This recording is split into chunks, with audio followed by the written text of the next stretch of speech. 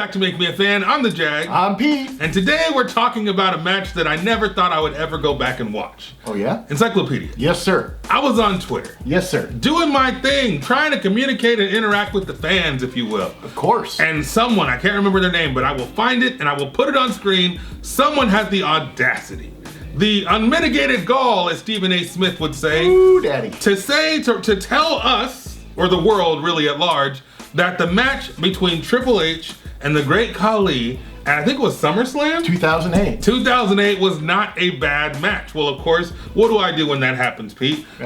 First off, you reply, and then you make sure to say, well, we gotta check this out. Exactly. We spring into action like Batman and freaking Robin, all right? So we spring into action and we go to watch this match.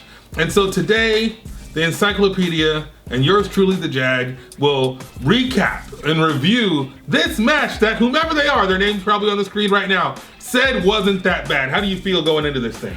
Mine's always open. Obviously, Khali's an attraction, so, I think that's the lens that I'm going to view it through. Okay. Now, were you a fan of the great Khali? I wasn't watching at this time, but Okay. since I had the network, went back and watched all this, am familiar with. Definitely remember this. He is a gigantic man. 7 foot or 7 foot. Something crazy. 7'3", yeah. Yeah, and then big and broad. Yeah, I mean, he's bright and as wide as a train. Yeah, I mean, I don't remember a lot of great Khali stuff. I didn't watch it. This was during my hiatus as well. But of course, with the network, we can always go back and watch whatever we want. And I've gone back and done that. You have. So do you have an open mind going into this match? Always an open mind. All right, well then we're gonna press play when? Right about now.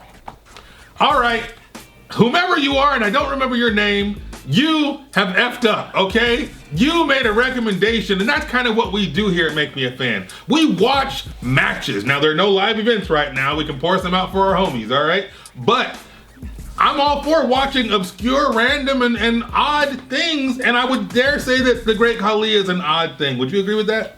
I'm gonna go back to what I originally said.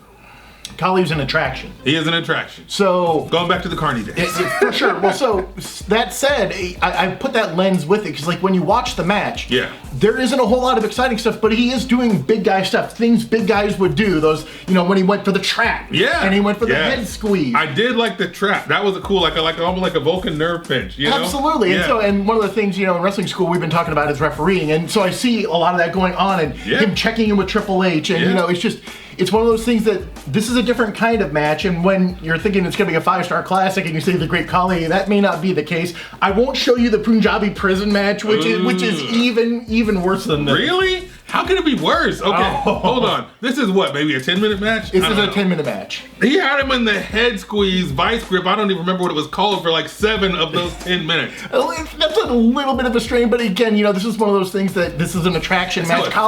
Khali's not going to be able to do, a sunset flip or, I mean, even just getting him into the pedigree for that finish. It's like, well, is he going to do it? I don't know. It looked horrible, but Khali did it. Exactly. Speaking of the pedigree, I've never seen the pedigree as this wonderful finisher.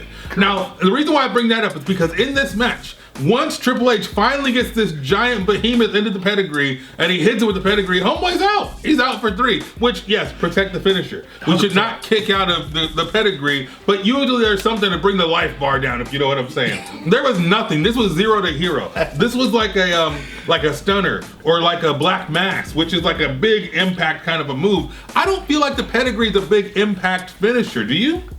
On anybody other than the great. See, again, you can have this conversation completely different when it's not Khali. When it's him, big show, attraction, large star guys, anybody that's, because remember, Triple H is like 6'4", which he's not a small guy in any respects. But that said, it's a size thing, and that's where the problem is that that's where this wholly escapes. All right, one of these days I'm going to meet Triple H. Yes. And I'm going to give him that Mega Powers handshake because he freaking deserves it. But when you say the man is 6'4", based on all the kayfabe wrestling things that are proven to be false, I want to look Triple H in the eye. And if I'm 6'2 and a half, 6'3", depending on what shoes I'm wearing, I hope his eyeball is the eyeball. Well, and I'll put the picture on screen now of me and the cutout of Triple H, which is supposed to be the replica size, and he was just a little bit taller than me, about your height. So cutouts lie. I mean, I don't know. No offense, Triple H. We love you. We love what you're doing with NXT. We love you for everything you've ever done in the WWE. Hell, we even love the terrorizing way back in the day. Okay, so this isn't a hate on Triple H thing. This is me wondering if he's as big big as they say he is, but also wondering if that pedigree is such a gruesome, devastating finisher to put a giant of a man down for the 1, the 2, and the 3 in just a one-hitter quitter. Right. I mean, it's a one-hitter quitter, Pete. Name the one-hitter quitter finishers that you love.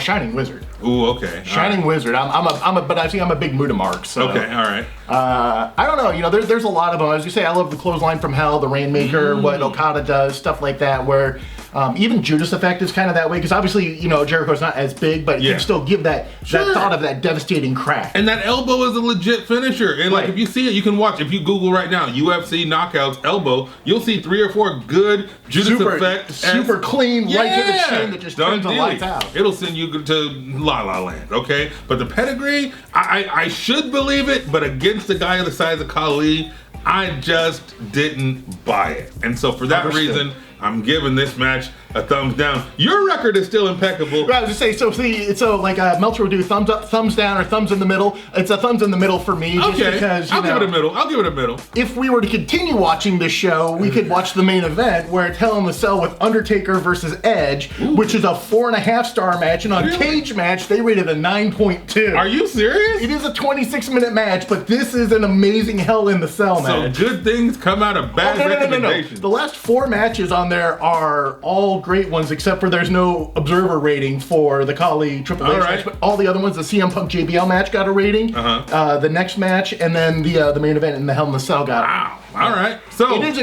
a great show. SummerSlam always delivers. Oh, for sure. Whatever your name is, Mr. Twitter Man, and I'm sorry I should have looked it up before we started recording, but of course we're going to put it on the screen and in the comments. Thank you for the recommendation. Thank you for sparking this conversation and apparently sparking the Encyclopedia looking down the roadaways to the main event, which we might have to watch soon. So if you, yes you, watching this at home have a recommendation of any match that you'd like us to watch and react to, be sure to hit us up on social media at MakeMeAFan316. Of course, you can always hit the Encyclopedia, Pete Trerice. At where, Pete? At Pete Trerice, Trerice. And of course, AKA The Jag. That's pretty damn simple. So, anything to add before we move on from Khali? No, I think that's it. It's fun, worth a shot, but hey, guess what? We did ask somebody else for a recommendation. We sure did. And boy, oh boy, do we have some fun stuff tomorrow. It might even involve some Steiner math. Ooh, okay. Tomorrow at 9 a.m. Pacific, 12 noon Eastern. Do you want to tell him what it is, or you want to wait? Well, we'll spill some of it. It's got Scott Steiner in it, and it came from 2015. All right. If you're smart enough to figure out the rest of it, reply, let us know. But I think we still got you pretty good. There's still a wide range. Hell yeah. So we'll see you guys tomorrow. Take care.